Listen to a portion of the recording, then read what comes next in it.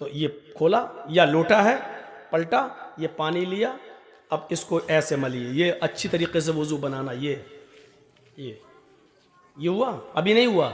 अब ये उंगलियां इसमें डालिए ऐसे, ये वाली उंगलियां इधर और ये वाली उंगलियां इधर, ये। फिर दूसरी बार लीजिए, फिर ऐसे कीजिए, फिर ऐसे करिए, फिर तीसरी बार पानी लीजिए, फिर ऐसे कीजिए। ये हुआ। अब आइए, फिर एक चुल्लू पानी लीजिए, आधा पानी मुंह में, आधा, और आधा बचे फिर नाक में चढ़ाइए। जिस हदीस में यह आया 3 बार कुल्ला करो, फिर 3 बार नाक में पानी डालो, बहुत ही मौजरत के साथ कहता हूं यह हदीस ज़ईफ है। एक ही चुल्लू पानी लेना है, आधा मुंह में। अब शुरू में थोड़ी सी आदत नहीं बनेगी, कभी पूरा ही चला जाएगा मुंह में, क्योंकि अभी यहां तक आदत नहीं है आपकी। आधा मुंह में और आधा नाक में।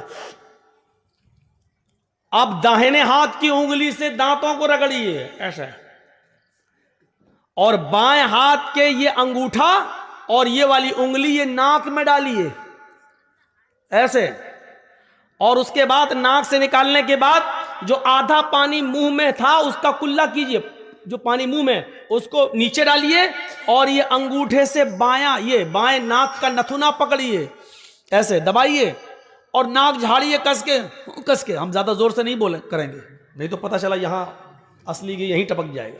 ऐसे करके झाड़िए, फिर इस उंगली से आप ये पकड़ के दबाइए ऐसे, फिर झाड़िए, और फिर दोनों हाथ से पकड़ के उसको साफ करिए।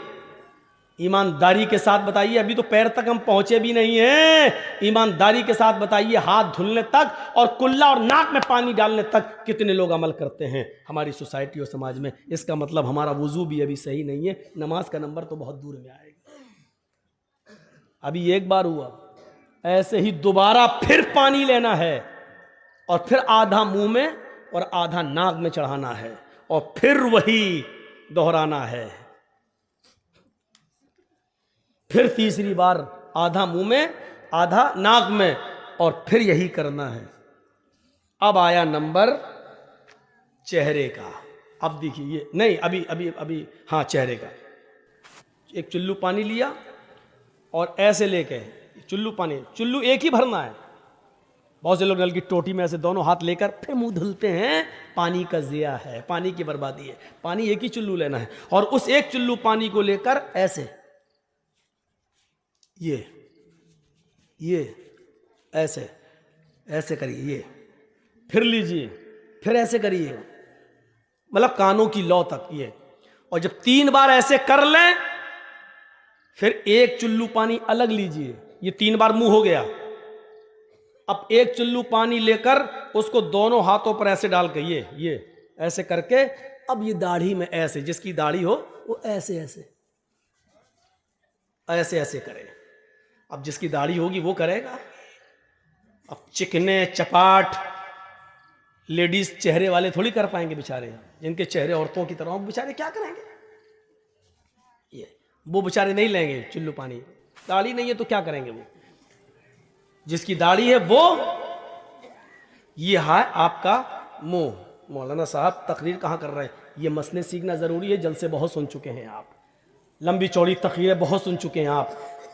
20 साल से तकरीरें करने आ रहा हूं। अगर हमारा वुजू ही सही नहीं है तो 20 साल की मेहनत बेकार हो गई हमारी।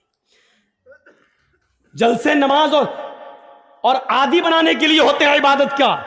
अगर उन जलसों से हमारी इबादतें वैसी की वैसी हो रही हैं तो फिर जलसों का कोई फर्क नहीं पड़ रहा हमारी जिंदगी पर, जब हमारा वुजू सही नहीं, हमारी नमाजें सही नहीं। और कल इंशाअल्लाह बताऊंगा आपको नमाज के टॉपिक पर। आज ये बता रहा हूं जन्नती कौन, और कल नमाज के टॉपिक पर अजान क्यों दी जाती है, कल ये बताऊंगा। जोहर में 4 रकात क्यों है, कल ये बताऊंगा। फजर में 2 रकात क्यों पढ़ी जाती है, ये बताऊंगा। मगरिब में 3 रकात क्यों पढ़ी जाती है, ये बताऊंगा।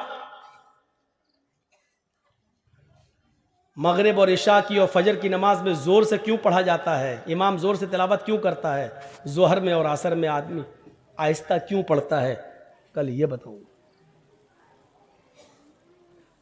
कल की तकरीर थोड़ी दूसरे हिसाब की होगी नमाजी पर, लेकिन यह बताया जाएगा कि जोर से क़िरात क्यों की जाती है और आहिस्ता क्यों की जाती है। जोहर में 4 क्यों है और असर में 4 क्यों है और इशा में 4 क्यों है, और फजर जो सबसे अहम नमाज है जिसमें उठना मुश्किल है उसमें 2 ही क्यों है।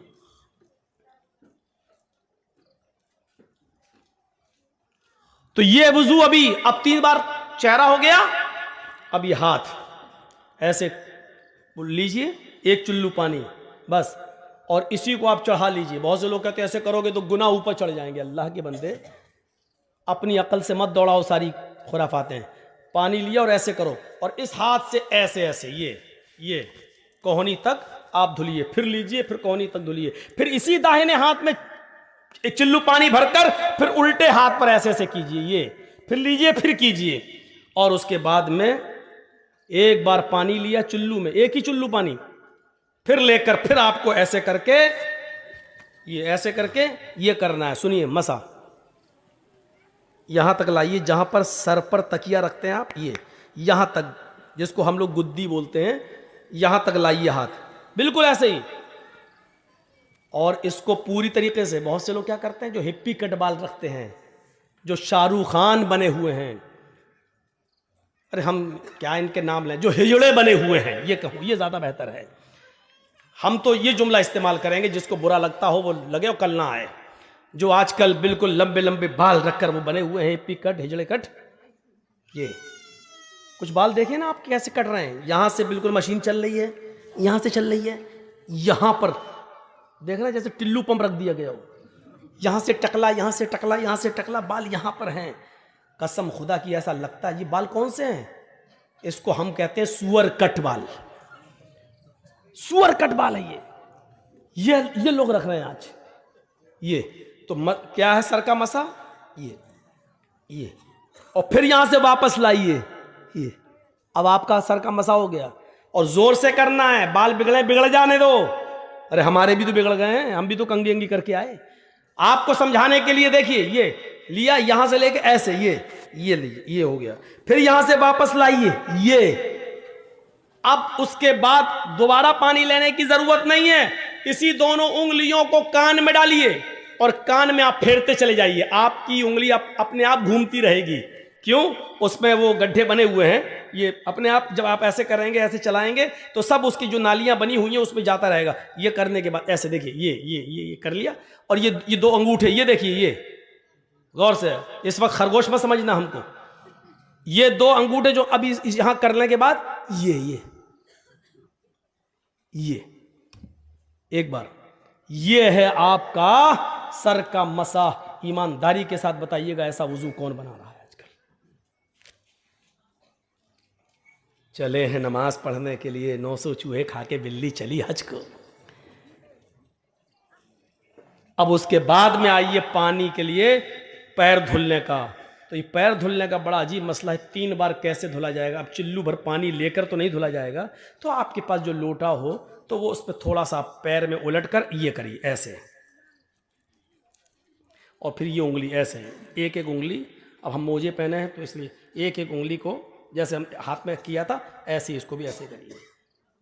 आपको लगता है कि कहीं खुश्क न रह जाए, थोड़ा सा पानी और डाल लीजिए, फिर ऐसे करिए, ये ऐसे 3 बार ये और 3 बार ये, दोनों पैर कम से कम यहाँ तक, टखने तक, यहाँ तक धुलना है। ज़्यादा अगर आप धुल लेते हैं तो कोई मुज़ायक़ा नहीं है, कोई हर्ज नहीं है, धुल सकते हैं। ये है आपका वुज़ू, जिसको कहते हैं फ़युहसिनुल वुज़ू, अच्छी तरीके से वुज़ू बना।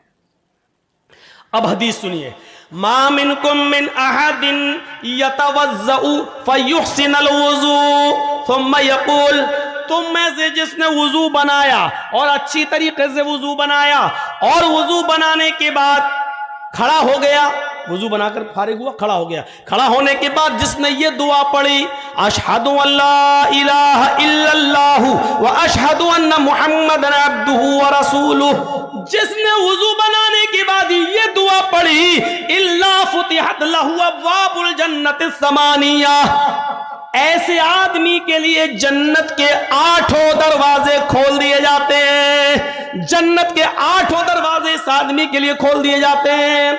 अच्छी तरीके से वुजू बनाकर दुआ मांगने वाला, दुआ पढ़ने वाले के लिए जन्नत के 8 दरवाजे खोल दिए जाते हैं। ये है जन्नत।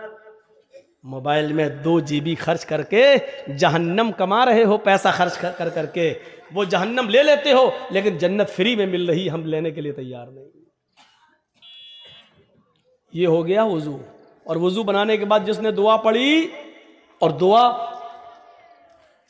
देखो इतना सा बच्चा कुर्सी चोरी करके कहां भाग रहा है।